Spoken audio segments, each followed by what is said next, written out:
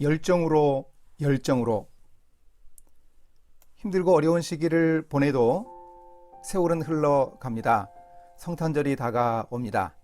아기 예수님을 찾아온 동방박사들을 통해서 오늘 우리 시대에 꼭 필요한 미덕, 열정을 함께 생각해 볼 수 있기를 원합니다. 첫째, 권력지향적인 사람, 전문성이 탁월한 사람.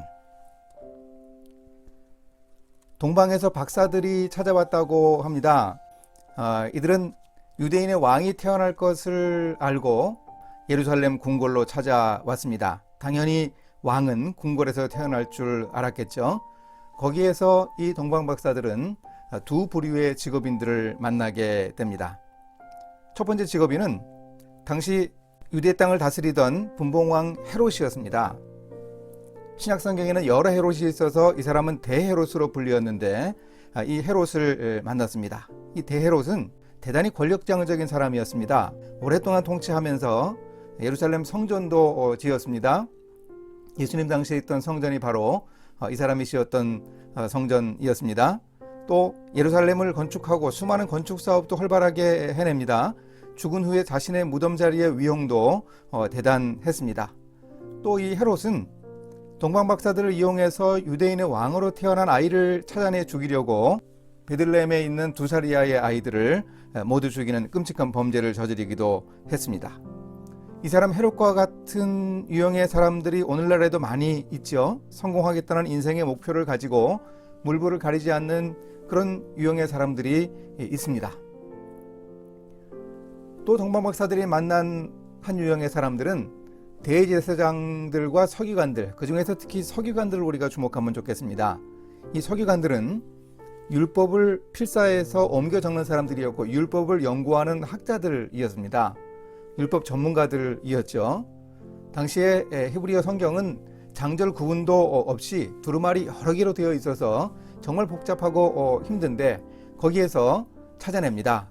헤롯이 유대인의 왕이 어디서 태어나느냐 묻자 금방 찾아냅니다. 바로 미가서 5장 2절에 나오는 베들레헴이 유대인의 왕이 태어날 곳이라고 밝혀냅니다. 바로 이런 전문성을 가지고 있었습니다. 이렇게 전문성을 가지고 자기 일을 열심히 잘 감당하는 사람, 또 목표지향적인 사람, 이런 사람들에게서도 우리가 배울 점이 있지요. 그런데 이런 헤롯 유형의 사람이나 서기관 유형의 사람들, 이 사람들에게 없는 것이 한 가지 있었습니다. 그것은 바로 열정이었습니다.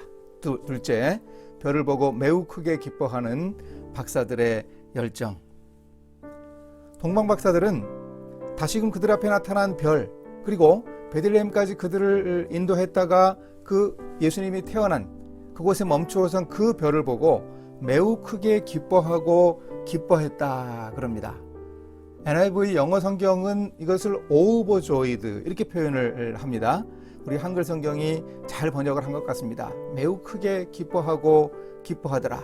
열정이죠. 동방박사들에게는 헤롯이나 서기관들에게 없었던 이런 열정이 있었습니다. 아기 예수를 만나고 싶은 이런 열정을 가지고 있는 사람들이었습니다. 바로 이런 열정, 이 열정이 도대체 어떤 것일까요? 열정이라는 영어 단어 중에 enthusiasm이라는 단어가 있습니다. 발음하기도 쉽지 않은데 이 단어가 그리스어, 헬라어에서 왔습니다. 합성어인데요. N, 영어 단어의 in이죠. 아내라는 뜻의 N과 하나님이라는 뜻의 theos, 이것이 합해진 단어가 바로 enthusiasm입니다. 이거 어떤 뜻입니까? 그 사람 마음속에 하나님이 계시다 이런 뜻 아니겠습니까? 하나님으로 그 사람이 가득 채워졌다 이런 뜻일 것입니다. 이 동방박사들이 아기 예수님을 찾아온 열정을 잘 표현해 줍니다. 그런데 이 열정이 새로운 국면을 보여줍니다. 셋째, 지상 최대의 열정, 그리스도의 십자가. 이 열정이라는 단어 중에 더 일반적으로 쓰이는 단어가 바로 패션이죠.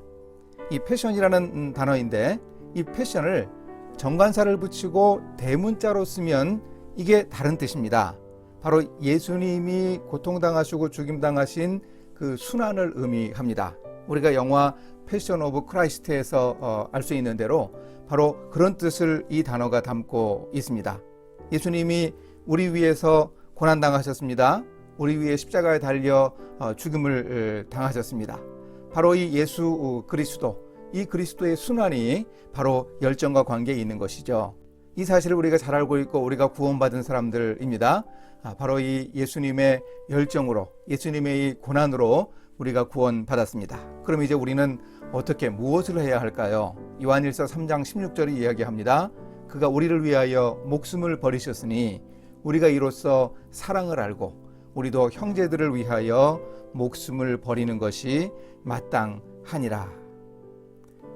오늘 우리 코로나 시대에 우리는 우리 믿음의 선배들처럼 환자들을 돌보고 그들을 다시 살려내기도 하고 그러면서 희생당하기도 하던 이런 믿음의 모습을 보일 수가 없습니다. 우리는 코로나 환자 가까이 갈 수도 없는 그런 상황입니다. 오늘 우리는 과연 무엇을 해야 할까요? 어떻게 형제들을 사랑할 수 있을까요? 예수님이 죽음으로 보여주신 그 열정을 어떻게 세상을 향해 전달할 수 있을까요? 우리가 성탄절에 연말에 평소에 사람들을 돕던 그 손길을 조금 더 베풀 수 있으면 좋겠습니다. 그 금액을 조금 더 많이 할 수 있으면 좋겠습니다. 나도 어렵지만 세상에 어려움 겪는 사람들이 많습니다. 코로나 위기로 더욱 그런 사람들이 많아졌습니다. 그런 사람들을 향해 우리의 손길을 펼 수 있으면 좋겠습니다. 우리는 위기 속에서도 여전히 크리스천입니다. 크리스천들은 이 위기 속에서 더욱더 하나님의 자녀의 삶을 살아갈 수 있어야 하겠습니다. 동방박사들이 예수님을 찾던 그 열정으로 예수님을 찾고, 그리고 예수님이 십자가에서 죽임을 당하신, 목숨 다해 보여주신 그 열정으로 우리도 세상을 향해 손을 펼칠 수 있어야 하겠습니다.